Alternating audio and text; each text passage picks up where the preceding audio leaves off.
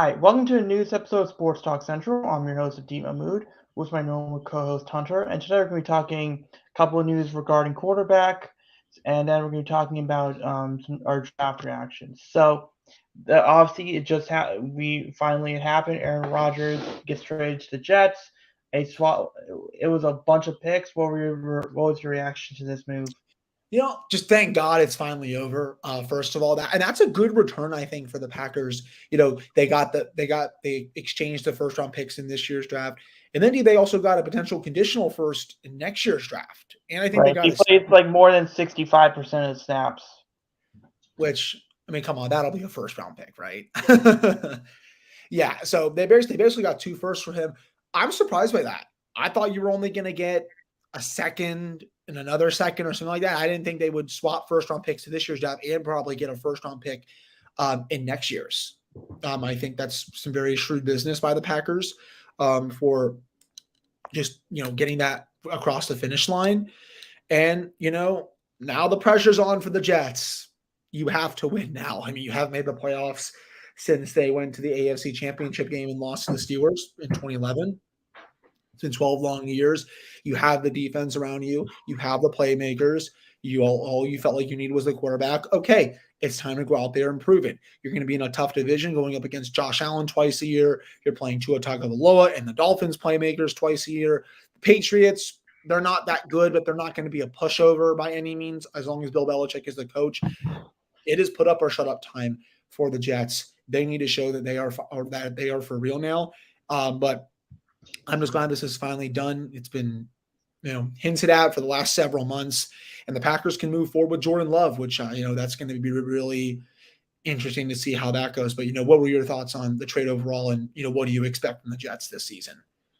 Yeah, it's a win now mode for the Jets. But it's also I get it. The Jets have always needed a quarterback for a while. They've been quarterback purgatory, but it's almost too little too late because if you look at the AFC, we're going to talk about Lamar's extension, but Lamar, Burrow, Josh Allen, Justin Herbert, we're assuming he's going to re-up with the Chargers. Uh, Did you let's see. forget the main one? Let's let's Did see you what. forget Pat? Yeah, no. I'm getting to the other ones. Mahomes. If Sean Payton can fix Russell Wilson, you got Russell Wilson there as well. If So Kenny takes a big leap, which hopefully people want him to, he could be up there as well. I'm not going yeah, to say he's going to be there. Trevor Yep. Lawrence as well. Bright C.J. Strode, potentially Anthony Richardson. Now, I mean, obviously some of these were talking draft related, but it's really interesting because it seems like all like the migration, like you know how in the NBA it's like the West is far more competitive than the East. Yes. It feels like all the good quarterbacks, are in the making their way to the AFC, and it does suck for a little bit for the Jets. Like you finally get a quarterback, um, but it's two problems. One, Aaron Rodgers is probably what the fifth best quarterback at least at best fifth best quarterback in a 40-year-old Aaron Rodgers is the fifth best quarterback in the AFC, behind Burrow, Mahomes, Herbert, no, Mahomes, Lamar. There might be a couple more others, but it's gonna be fun. It's gonna be interesting there. It's also interesting. I remember Brett Favre went from the Packers to the Jets. Didn't quite help the Jets. So you also have to do better than that. So I think from the Jets' perspective, they want this to be more of a Brady going to the Bucks, Stafford going to the Rams, more type of thing rather than Russell going to the Broncos. Now, it's good. It's Packers who have his offensive coordinator, Nathaniel Hackett. They have weapons. Um, with the receivers they got good, decent tight ends. They when we get to the they obviously, as Virginia Tech fans, we did see what the Pitt running back did to Virginia Tech last season. He's now with the Jets as running back too. Other than with Brees Hall, so that's a pretty good running back tandem.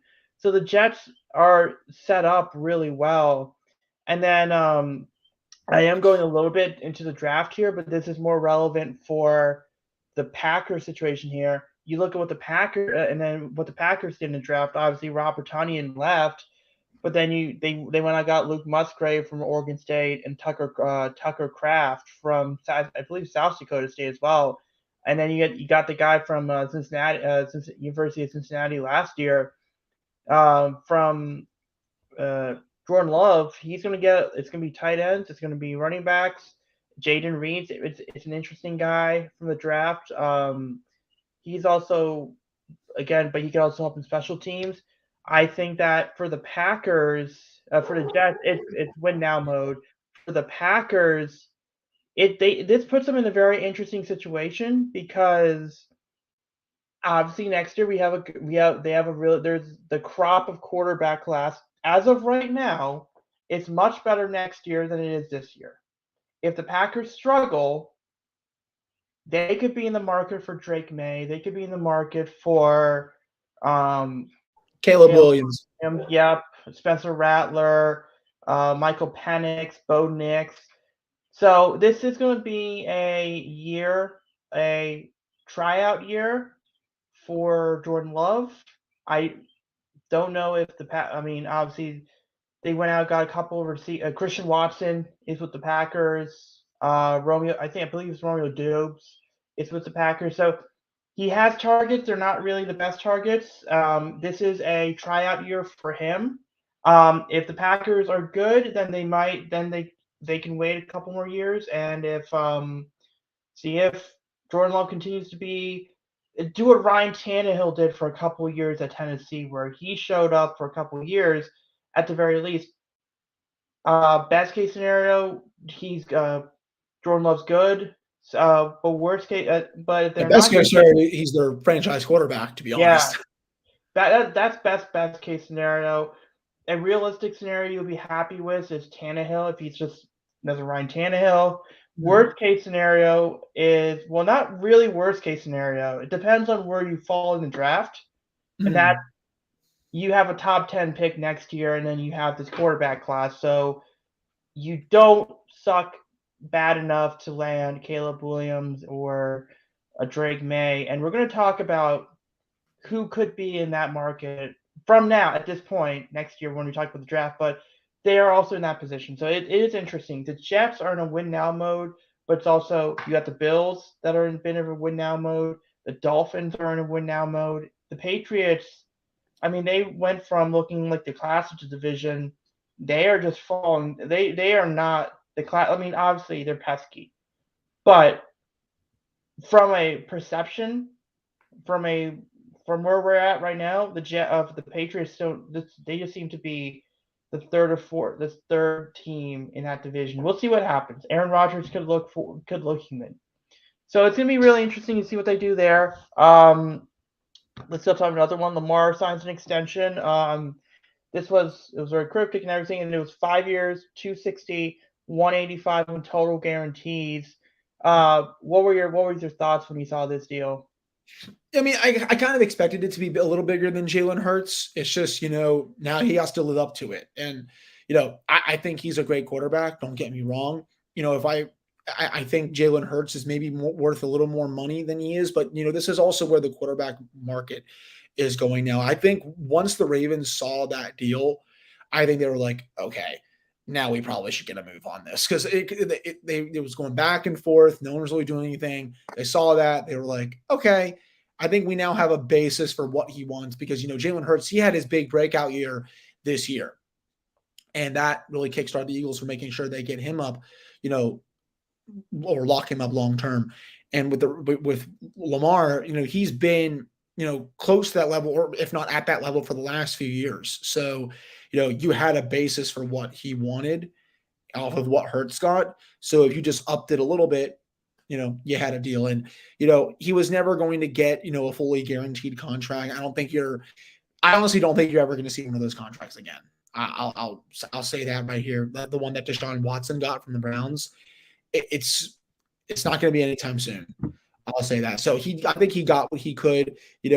I think this debunks the theory that he needs an agent. He did this all on his own. So, the fact that he got more money than Jalen Hurts, even though Hurts has a great agent, that just goes to show what he thought he was worth. And the trade rumor can go away. The offer sheets rumors can go away. and now you can move forward with him as your quarterback for at least the next 5 years. I'm sure he'll probably be there longer than that, but it felt like it was a long time coming. What were your overall thoughts on it? Press relief. I mean, yeah, thank goodness the contract's done, everything, all that drama. Yeah, he negotiated without an agent. I do want, because you also do got to consider the Ravens, Steelers. Some teams are better run than others. Let's just be fair. Some of these teams have better front offices. So I would be curious to see what some of these lesser run organizations would have handled, how they would have handled Lamar. That would have been really interesting about the situation. Yeah, this seems about right. I mean, when the numbers came out for Jalen Hurts' contract, Lamar's offer from last September made a lot more sense. Kind of topped that, so they just improved from Jalen Hurts. Lamar agreed to that contract, and I think the thing that's really good about it is they can save up to anywhere between 5 to 15 million off the cap. So basically, Lamar can make 17 million this year, depending on the signing bonus and base salary and all that other stuff, which is interesting because then you have 3.5 million right now before Lamar's extension. If it's 15 million you save, that's 18.5 million. You need about 3 or 4 for your rookie class.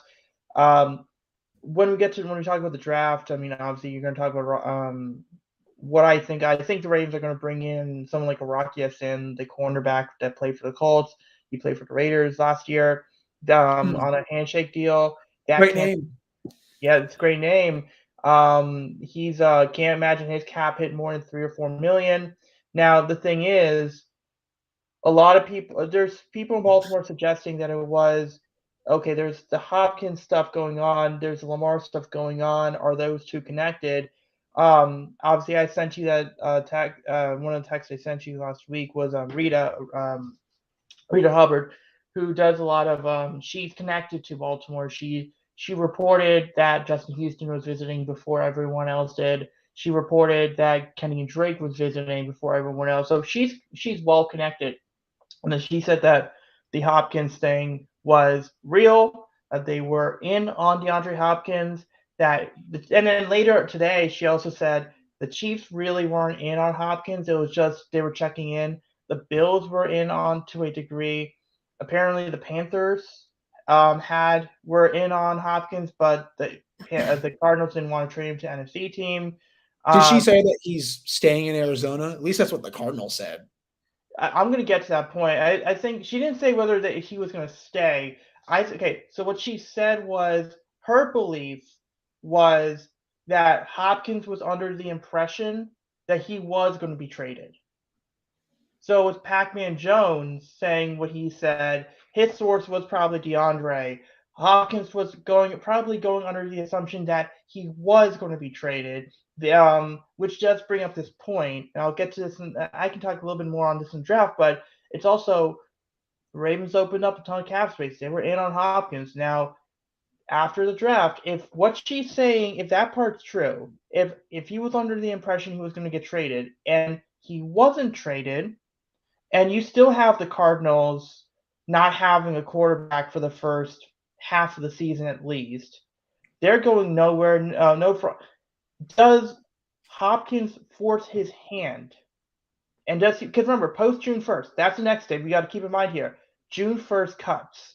Because at that point, if you cut the player, you could save the dead cap can be split over 2 years.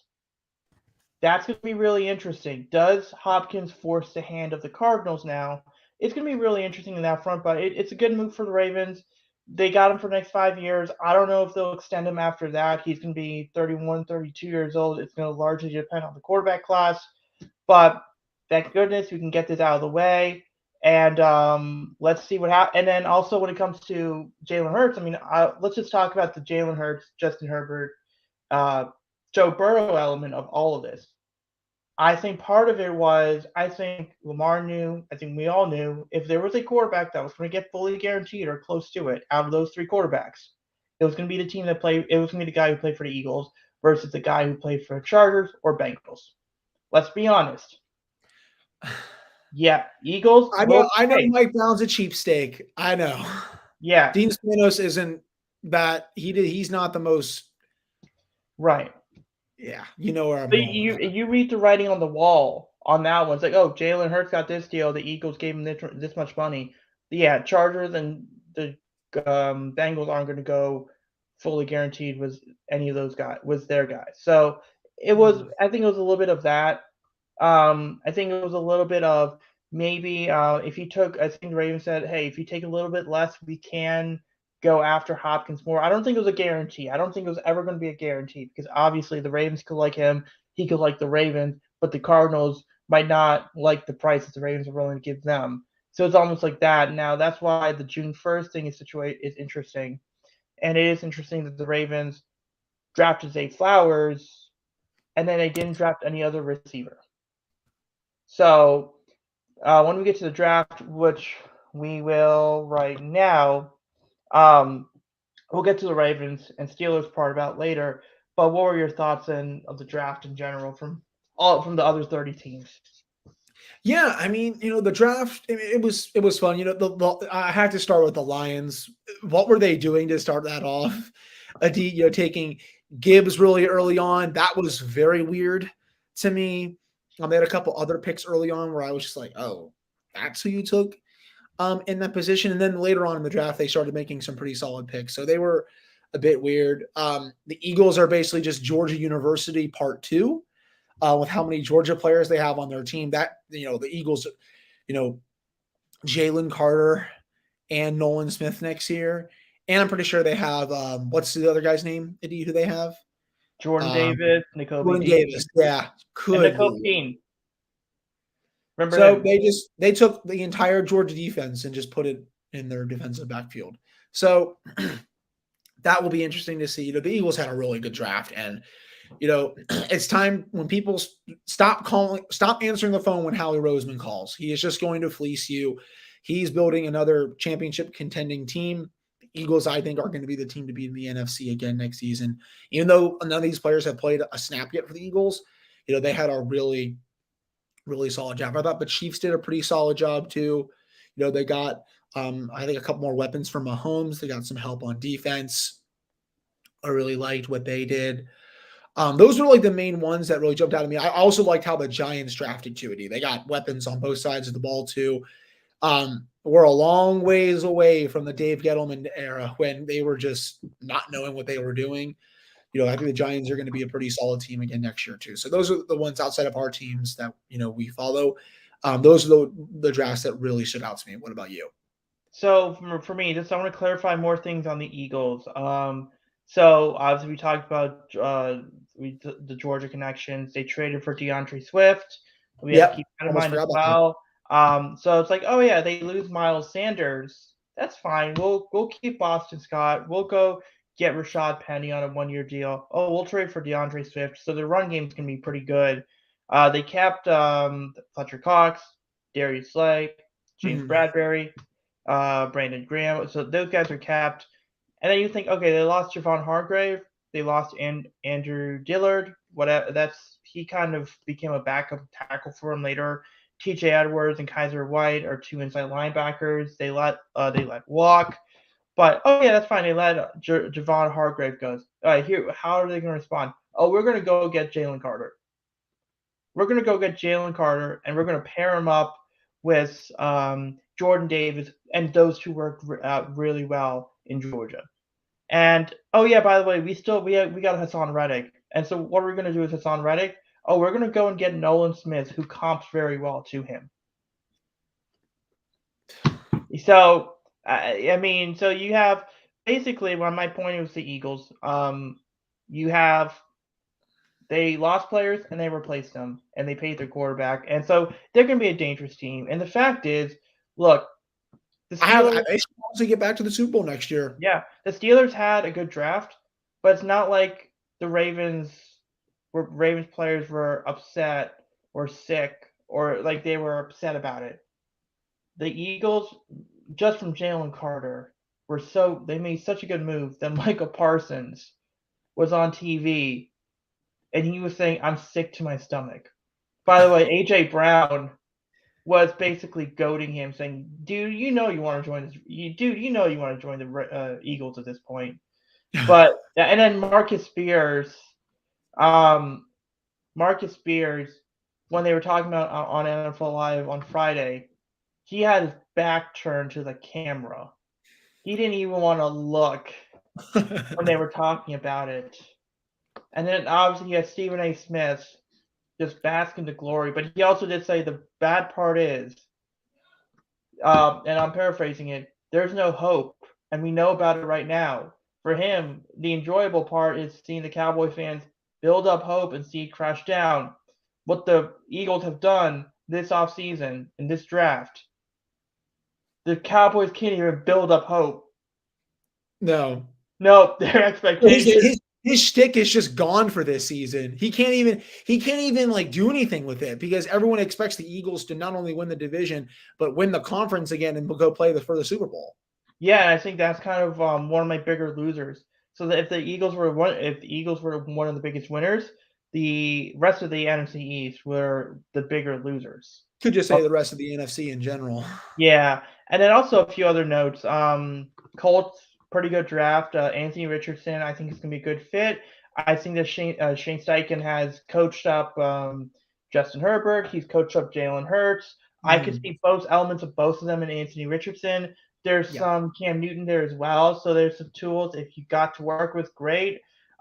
Josh Downs teaming up with Michael Pittman Jr. and Alec Pierce. That's a pretty good receiving room right there. Obviously, Jonathan Taylor. Um, their tight ends are pretty good as well. Then they also got Will Mallory from Miami, so they've gotten some weapons for Richardson or whoever the quarterback is.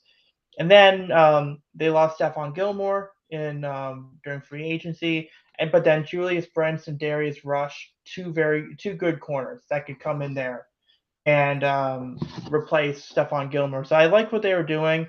Uh, the tight ends, there were 15 tight ends drafted this year, 9 in the first 2 days, which was really fun to see. AFC South looked really good. AFC South looks much better. I think I texted you this. You look at last year. Who were the quarterbacks last year? Tannehill, Lawrence, Davis Mills, and who was the other? Who was the other quarterback? Tannehill, Say them again. Sorry. Tannehill, Yeah. Davis Mills, Lawrence, Did you and forget Matt Stroud? Ryan. Matt Ryan. Oh, that was for last year. Yeah. So Matt Ryan. Yeah, those were the 4 quarterbacks. Okay, Now yeah, this last year, year. Yeah. And then next you year, look at it this year and it's a lot better. I don't Finally. know who the Titans starting quarterback is this year. It's probably Tannehill, but It's not Malik Willis.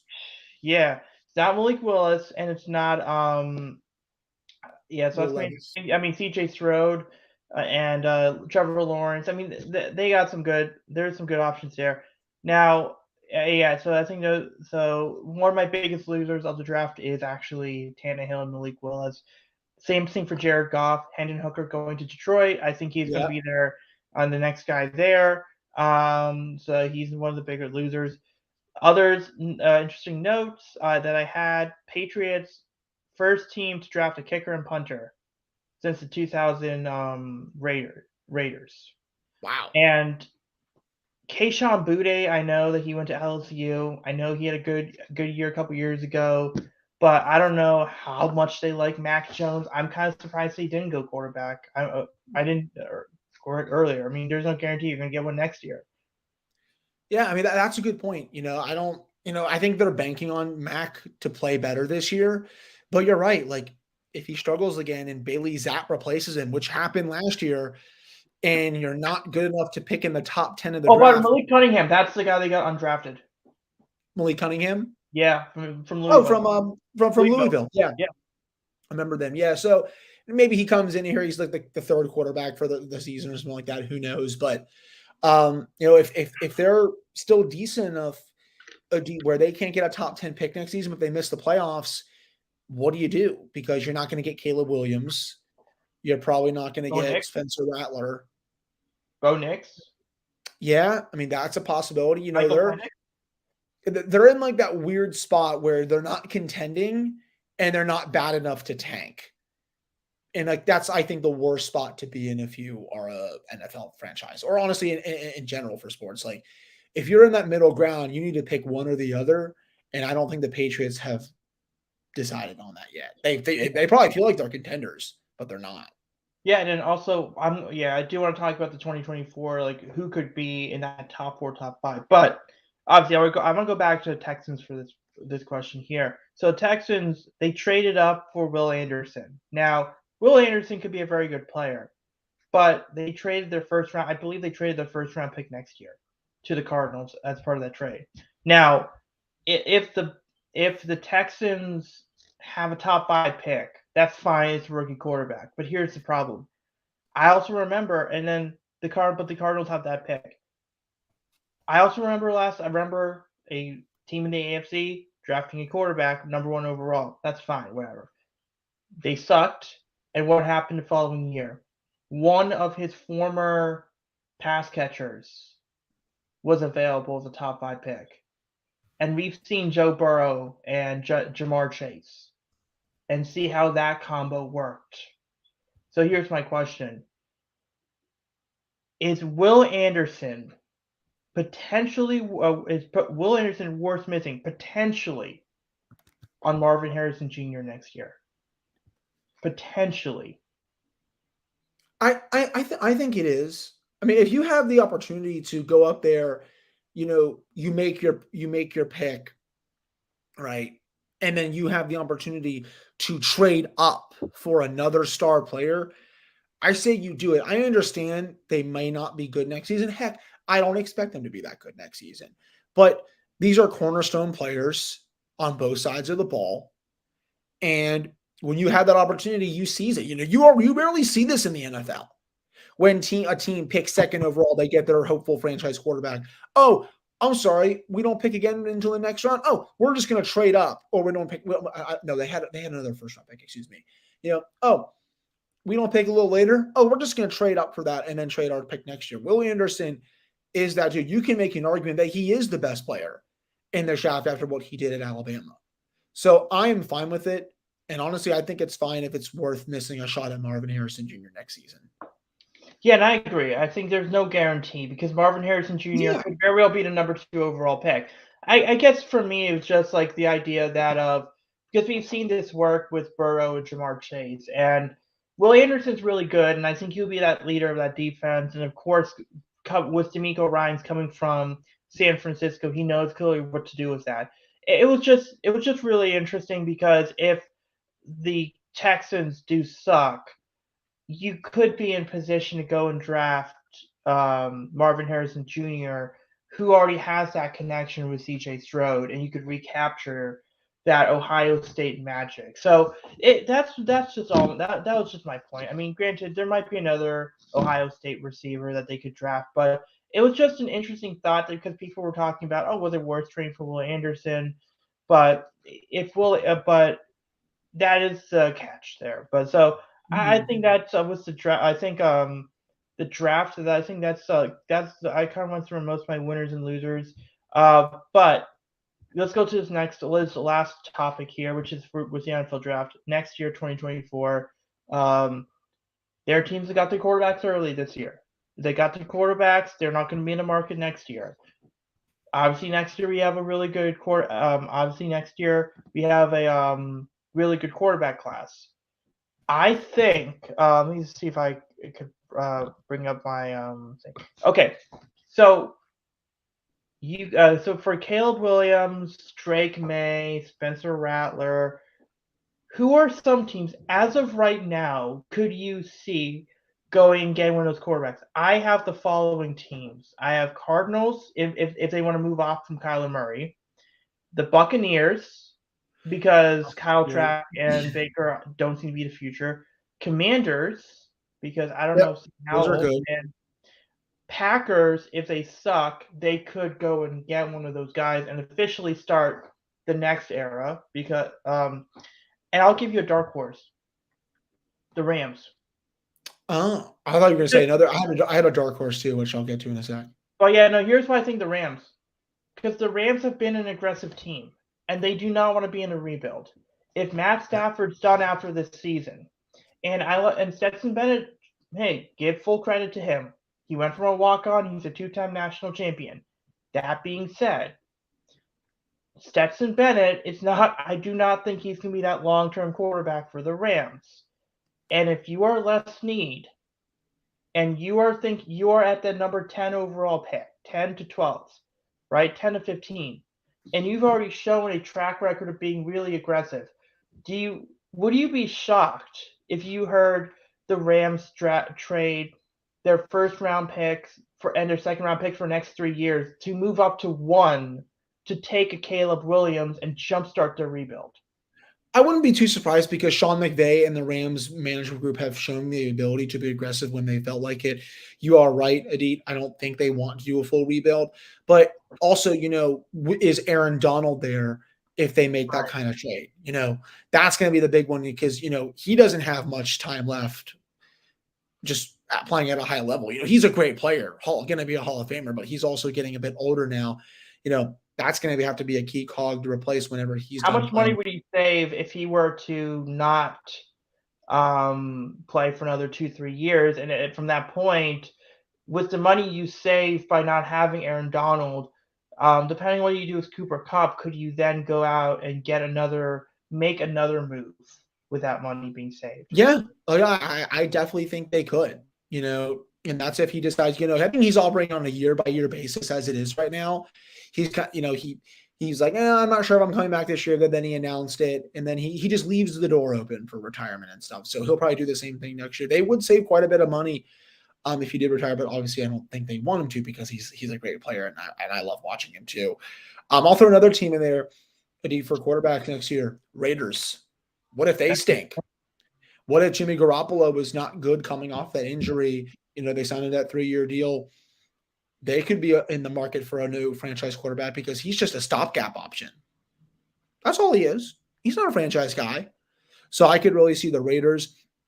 If somehow Russell Wilson doesn't work out in Denver, they could be in the market for a quarterback, but I think that's very, very unlikely. I think you hit on most of the teams that could be needing new quarterbacks. I've been trying to think of some. New ownership for Commanders, they might like the idea Yeah, of the getting another. Commanders make a lot of sense. But would you put the Falcons in there? Yeah, I can see it with the Falcons. Yeah, if Desmond Ritter's not the guy through 2 years, I think the Falcons could be a dark horse for a quarterback too if they're not good. But also, do you also think the Falcons could? Let's say, let's go under the assumption, because we're going under the assumption that Burrow and Herbert are going to re-up with their teams. Yeah. Let's say, for the sake of argument here, either one of them doesn't re-up with the Chargers or the Bengals, respectively. Could you see the Falcons going after Justin Herbert or going after Joe Burrow? Again, this is in the 1% scenario that they don't re-up. They have an owner that wants to spend money. Arthur Blank, pun intended, he'll draw a blank check for anyone he wants. So yeah, and like the 0.0001% chance that this happens, I think he would go after them. Yes.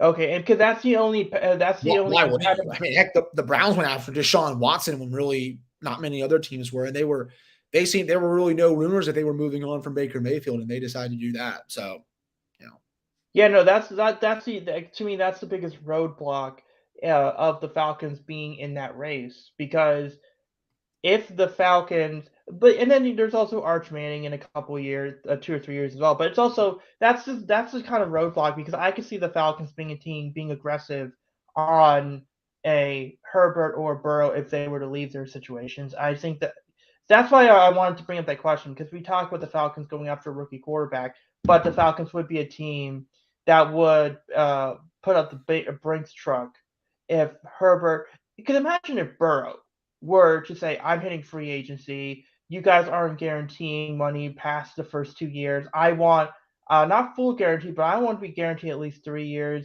You guys aren't meeting my price. Imagine the free agent frenzy you would get at that point. Yeah. And imagine, because you also got to keep in mind, it's not just Burrow, it's not just Herbert looking for new deals now. Patrick Mahomes is going to get re-upped.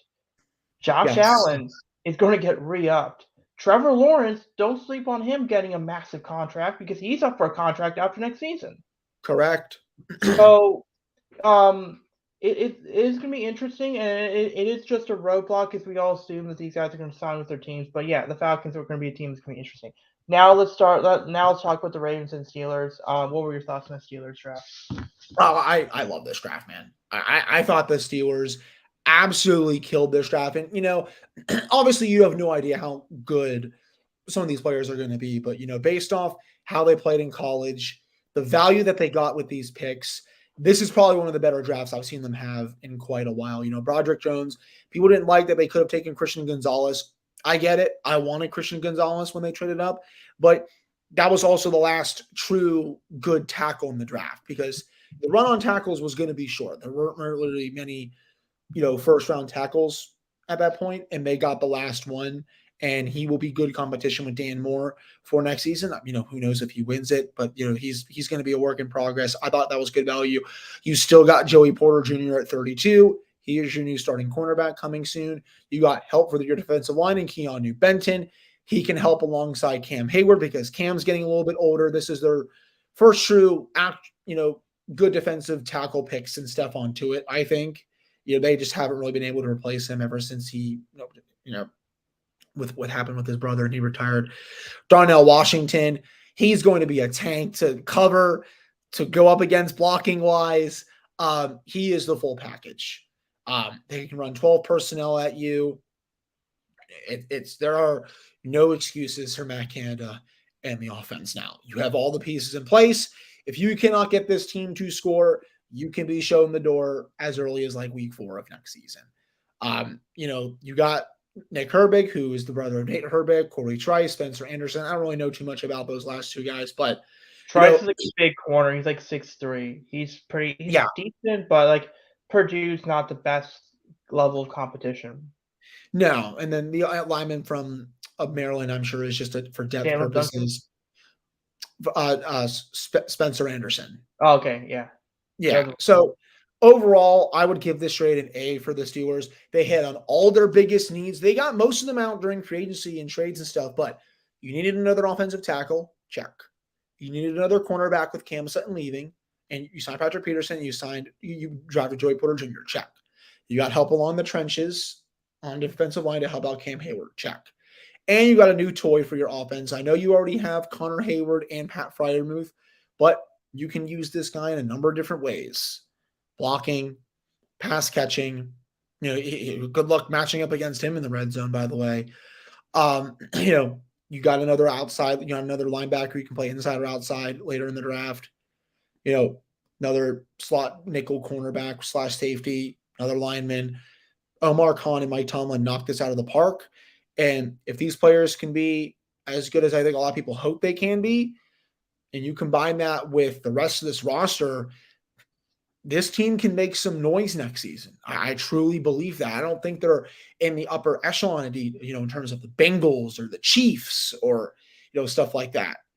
Or, in the NFC compared to the Eagles. But in terms of the playoff team, if this rookie class can hit big and Kenny Pickett can develop next season even more, and the rest of the team continues to play well and TJ Watt stays healthy, there's no reason to think that they cannot make the playoffs next season. I was really happy with how this draft goes. A is my grade is an A for Omar Khan and company.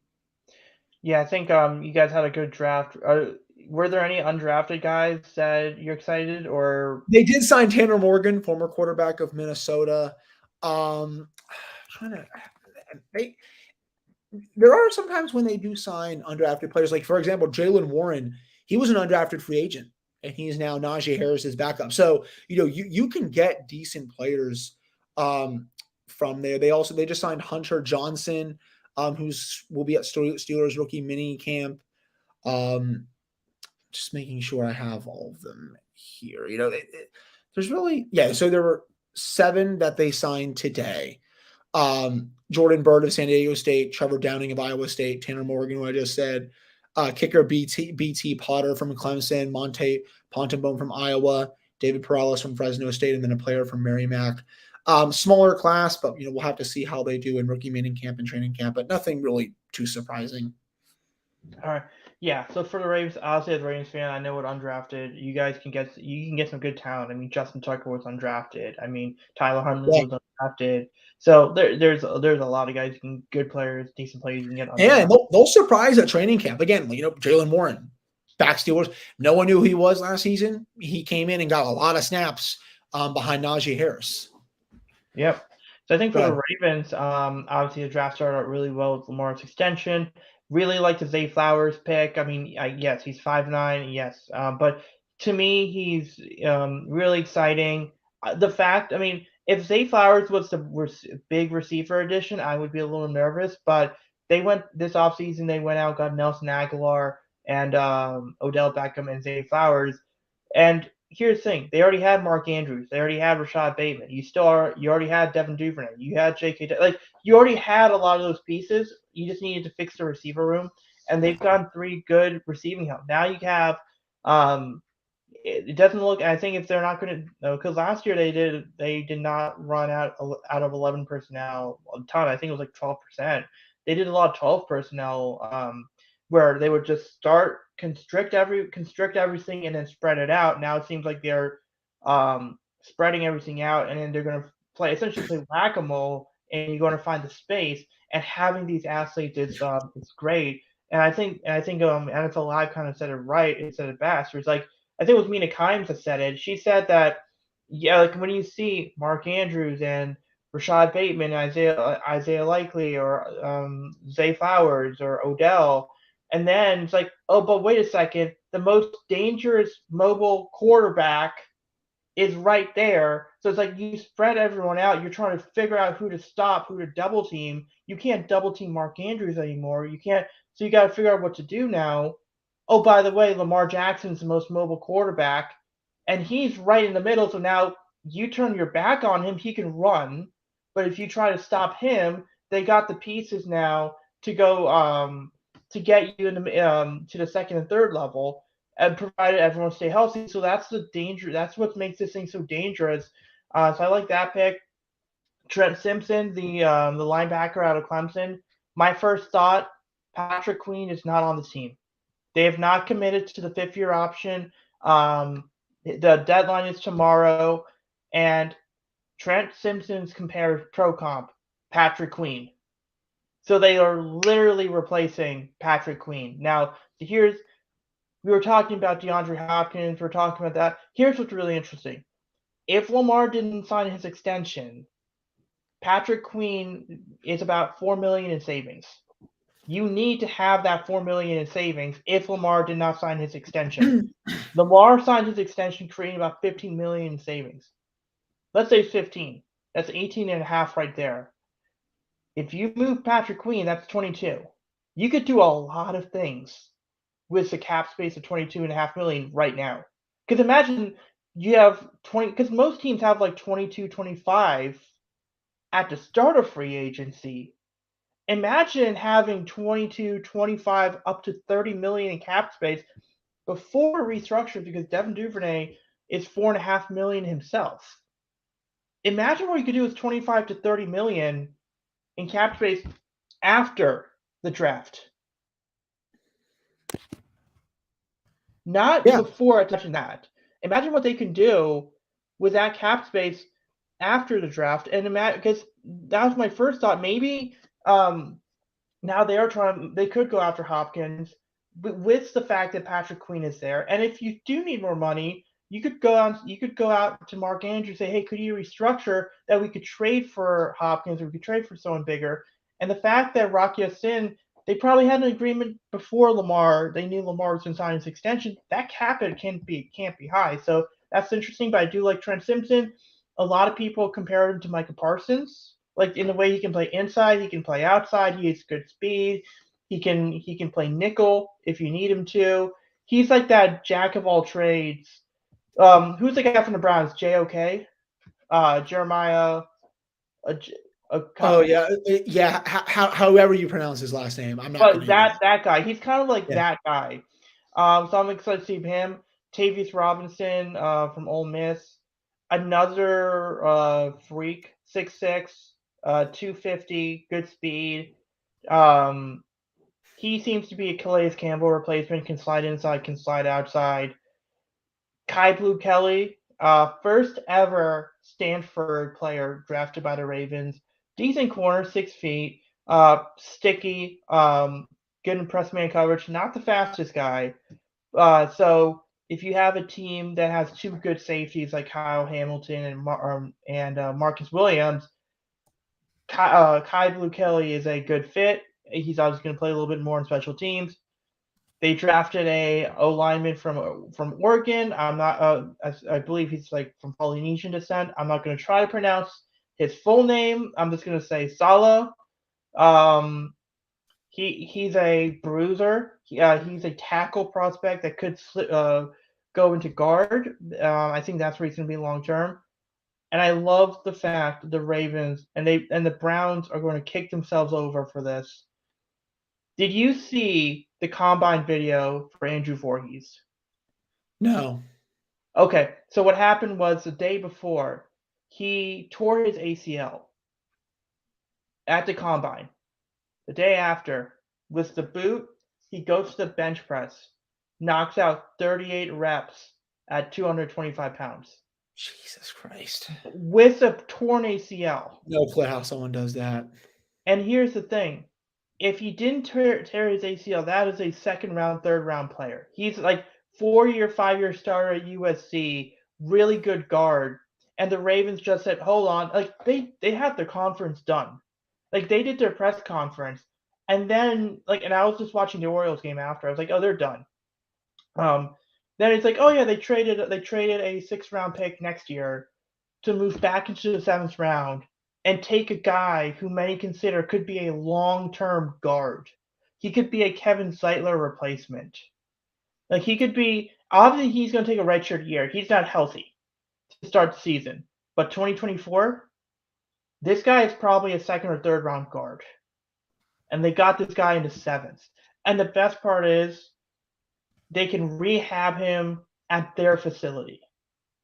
So it's not so that's really great. And then for undrafted guys, Keaton Mitchell, if that last name sounds familiar, for old school Ravens fans, his dad was on the 2000 Ravens as running back. He's a running back out of ECU. Keaton had it's like high 4.3 speed.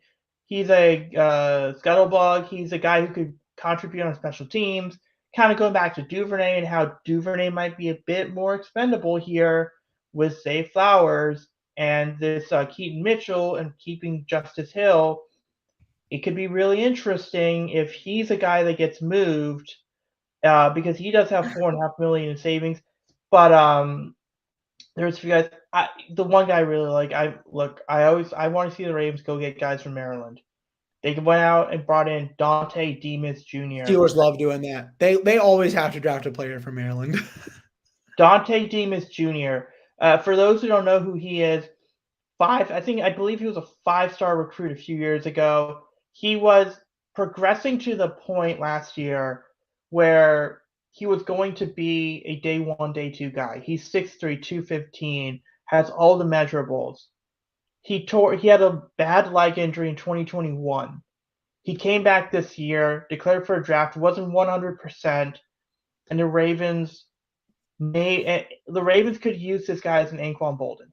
Now, does it mean they can go after Hopkins? I still think I want them to do that. But if they don't, I'm happy with the fact that they went out and got Dante Demas. I think that he's a guy that could make the team.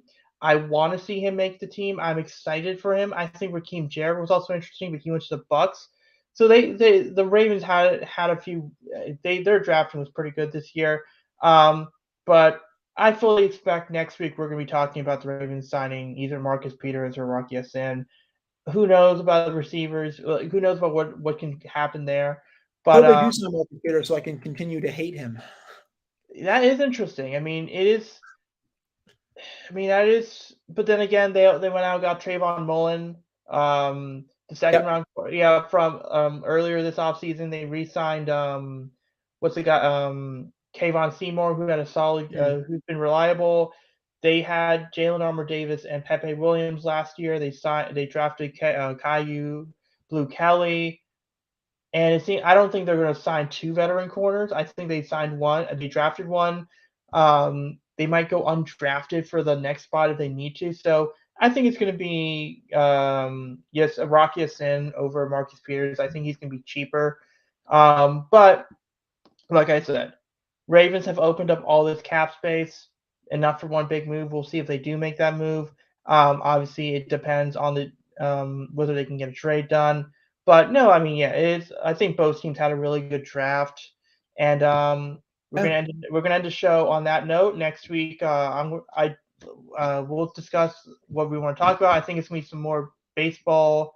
We're gonna be talking a little bit. I want to see if we can talk a little bit more about baseball this year, and then also for our picks when we predicted the draft, I actually did 2 points for each pick. It was right player and right position. So like for example, if we picked a quarterback, if we picked a quarterback for a position and one of us got the wrong quarterback, it was still 1 point. We actually tied 15 points, both of us. But so you I think actually I got got either the Porter pick right or the Broderick Jones one. no, you didn't say Broderick. You didn't say I think I no, said Darnell right, but I think I said Darnell right. no. There was first round, mate. Yeah. So then, no, I think you got in the first round. You got the five. I think you got the right player 5 times. I got right player 4 times, but I got the right position 7 times. So we actually Okay. technically, yeah, and I actually did put credit on the fact that we both said Nolan Smith was going to go to the Eagles, but I think we both said the 10th pick. We said it was their first pick, not their second pick. So I gave credit on that one. I mean, technically we get it right. But yeah, well, next week we'll talk a little bit more about we'll do baseball. We'll do some Virginia Tech news if anything comes out there, and we'll see you then.